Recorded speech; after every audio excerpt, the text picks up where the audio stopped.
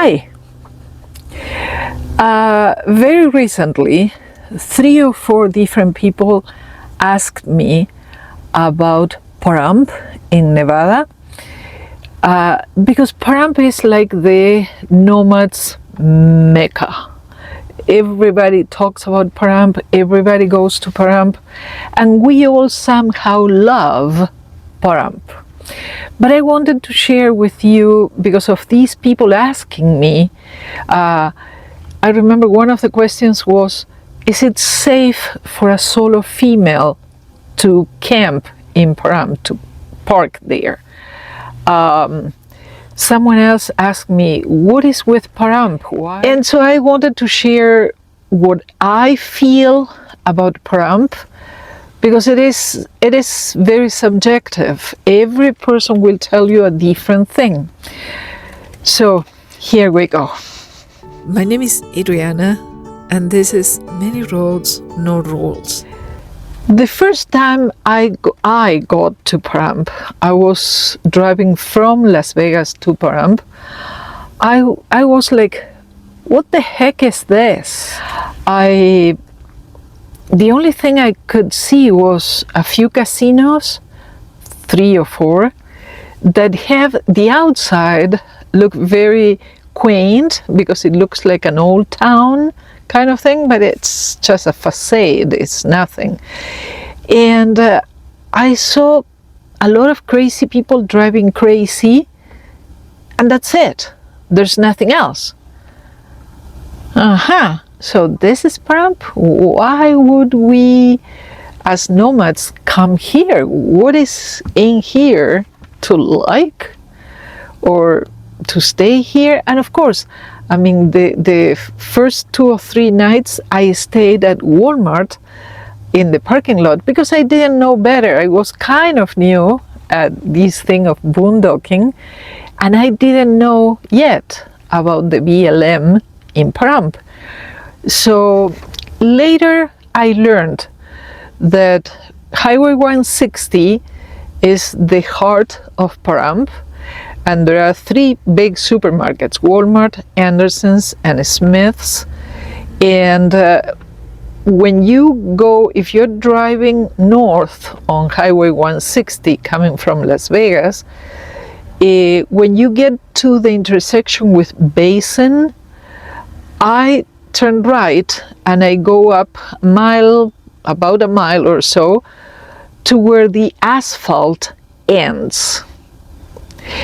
And there I take a left and I take that road, a dirt road, and kind of rocky, not bad. Actually, it's not bad. And I drive until I see an empty space to my right, because everybody uses that road, Basin, to get to what is the BLM, which is between the dirt road and the mountains.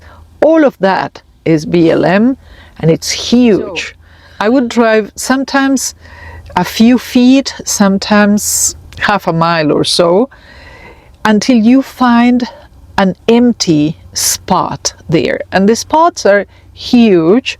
Sometimes you have to share, but providing the other campers keep a nice long distance between you and them, it's okay. And this time around, this last time I was there, there was a trailer way back there, closer to the mountains, which I don't like when they do that, because they are destroying the desert. We have these big areas that were prepared for us with the fire rings and everything, and they keep going just because they can drive over there. But on the way there, they crash all the plants, they crash the crust of the desert, which is what keeps the desert alive, because it preserves the humidity. And I don't like it when they do that. And that trailer, to me, it was either someone was there and was dead, or they abandoned that. It was a trailer and a pickup truck, and nobody was moving around the camp there. They were probably 300 yards from me. and I couldn't see anyone. But they were on my way to take pictures of Mount Charleston. They were showing up in the pictures, which is good that I got the phone. Look for that video because it is amazing what these new phones can do coming up. So in any case, one of these preachers, people, good Samaritans that come visit every now and then, I told him what worries me is those people there. I don't see any birds on the trailer that indicate, oh, there is something yummy to be eaten here. So he drove up there and he came back and he says, yeah, I don't know, there is nobody there. Ohio plates, but there is nobody there. Okay. What I started noticing is all that area on the left next to the electricity columns, someone put a couple of small signs that say private property.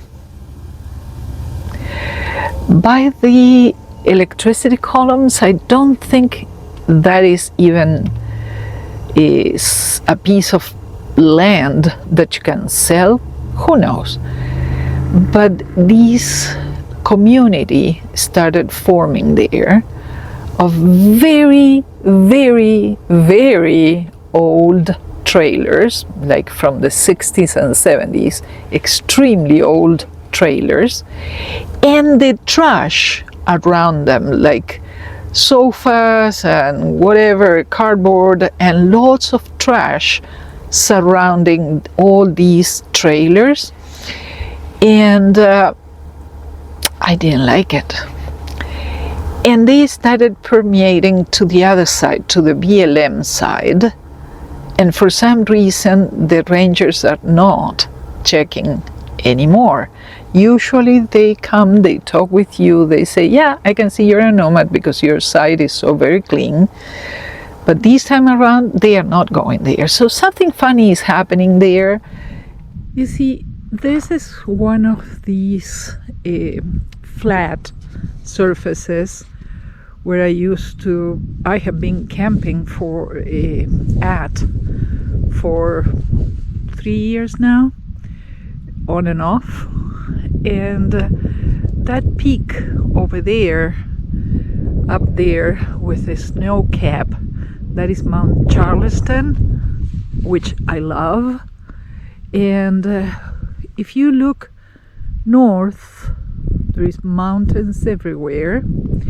If you look south, they stop for a moment, but then they start again, and there are big mountains everywhere around Pahrump.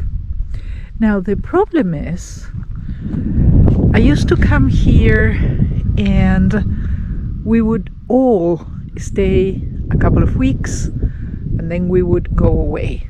But those vans, I saw them in December, I don't know, probably November too, and they have been here not moving at all. There is a trailer behind my van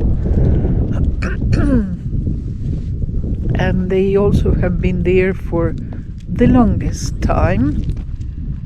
And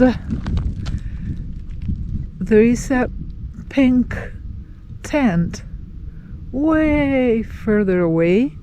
I had never seen anyone camping that further away, because that is the desert.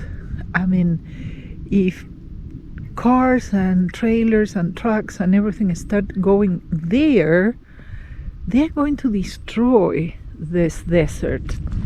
Let me show you what it looks like when you come closer to the brush. Again, this is a huge flat space with some fire rings and some bushes here and there. But as you approach, as you leave the flat area and you approach the brush, you can see that there is, well, this year has been very rainy, so there is a lot of grass on the ground. But if you see further away, there are some up and downs, and because of there are some washes around here.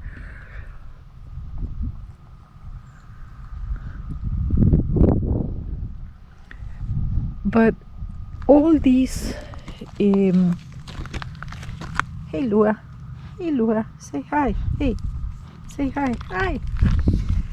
So all of these little weeds, we would say, that are here, these are so cute. They have super teeny flowers. All of these, they're everywhere here, and these kind of soil covers, those kind of little weeds, they are the ones that protect the desert floor, so it retains humidity, so the system works well for plants and everything. If we start walking on these little super teeny little plants, and there are some further away that are all sorts of grays and red and orange, there are many different plants. If we start killing those teeny little soil covers, we start killing the bushes, and that is not good for the desert.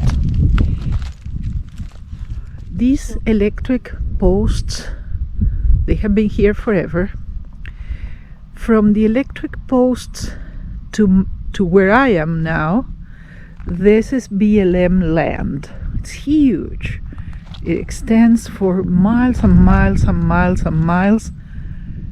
It's huge.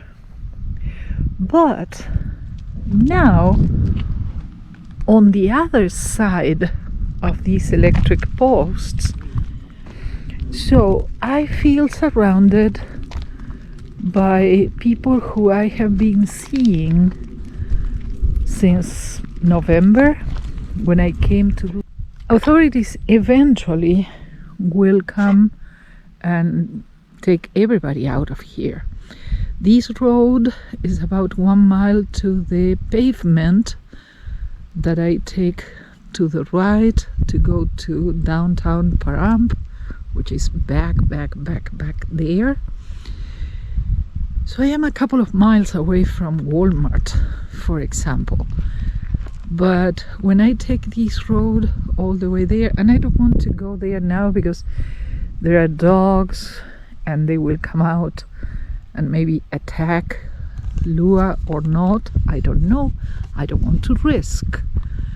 But all of this huge crowd has never been here before, and nobody on the right side of this road, never ever before.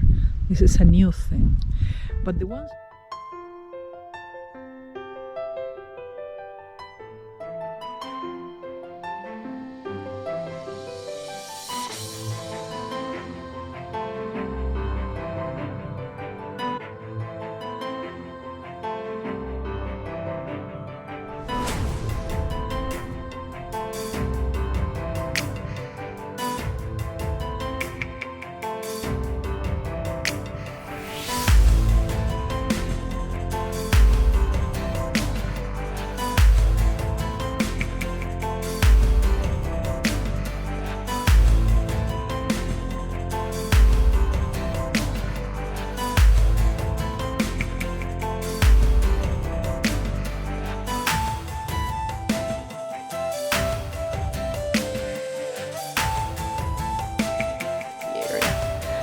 when you are on Highway 160 going north, you cross Basin and you keep going up to Mesquite. That is another road that goes up the mountain.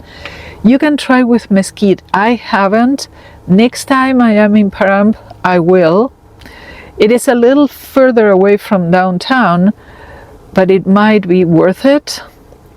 So, apart from the fact that there were not so many homeless people there, and now they popped up everywhere.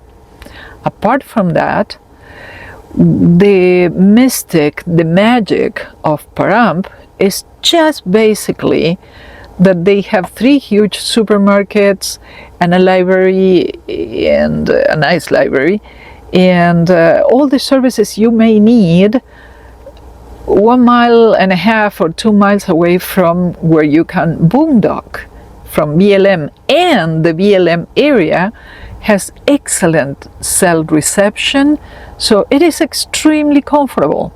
Now, the town, I don't like it. You have all the services you may need. You have good mechanics, you have you can buy water at Walmart, you have trash, you have lots of things that you may need to use.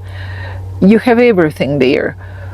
But I feel I am not going to try going up Basin.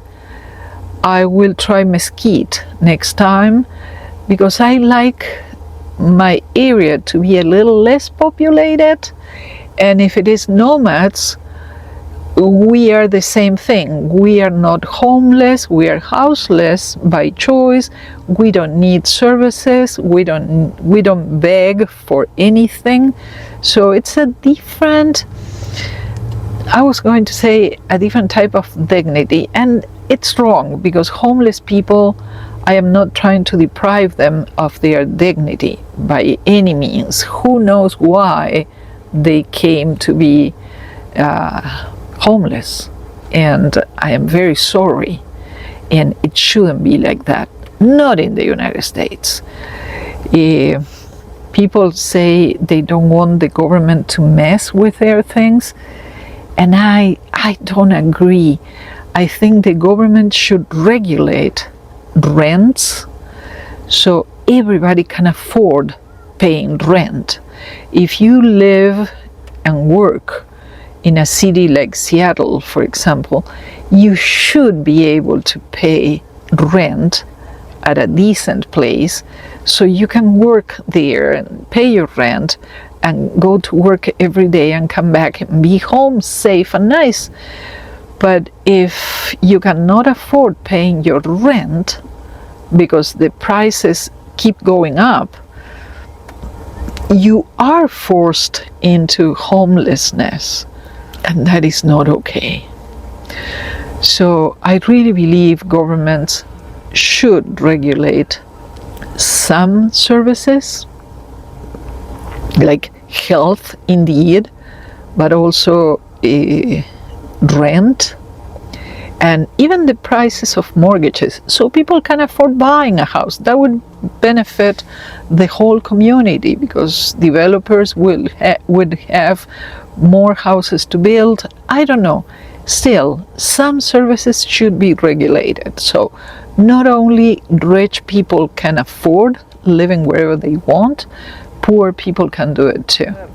The town is a little funny, because they are developing new houses there, and they start at $500,000, and you think, what? I mean, it is expanding, and they are taking water from the aquifer underneath, and it is already so exhausted that the whole town is sinking. I don't know, in 50 years it's going to be a problem, but it's okay. We as nomads, we go to the BLM areas and we enjoy those beautiful mountains and sunsets and fantastic things, and then when it gets hot we move out of there. The one thing I forgot is there are these good Samaritans that come to your site and offer you goodies like clothes or toys for your kids. And I always tell them, I don't need anything, you don't get it. I am not homeless. I don't want you in my camp offering me things. Well, at least let me give you these to read, and it's Bible things and whatever. I don't like them to come to my camp and bother me. thinking that I need their charity, and I don't. So don't just come, you are scary to me. Don't do it. And I suppose it's that homelessness they are seeing that moves them to try to help those people. That's fine, but they have to learn about nomads. I was talking with one of them and I said, do you know that this is BLM area? This is not Pahrump here. This is BLM area, and we are allowed to stay here for 15 days, and after that we have to move 25 miles away. He had no idea of that. It's okay. Not everybody knows everything, except for me, of course. So that is my idea of Pahrump. I don't like the town. I love the BLM, and it's very convenient. You have everything you need at hand. The DMV, it's a rural office, so you go there, they give you your number, and in a few minutes you're done and out of there. So it's just convenient. It's very convenient. So I will keep going to Pahrump. It is super safe for solo females to park there or in so many boondocking areas. Don't be afraid. Just enjoy your day. And if you're afraid, start driving, get out of there. But Pahrump is not a glamorous place. It's not a quaint little town. It's kind of rough, and I am somehow sorry for people who have to live there all of their lives, in spite of the fact that many of them drive to Vegas for work and then they come back, and they for sure have very high salaries there, and they live in Pahrump, which is a lot cheaper for them, of course. So all big towns, all big cities should have a Pahrump nearby. But that's the answer, the long answer to why all nomads go to Pahrump. Because the BLM is beautiful, great cell reception, very convenient. You're in Walmart, in 5 minutes you are there. So that's it. And I hope this video was of some help of any kind. And if you have had different experiences about Pahrump or the same, let me know in comments. Please give me a thumbs up, share with someone that doesn't know Pahrump and wants to become a nomad, and subscribe to the channel. I'll see you soon. Thank you. Bye-bye.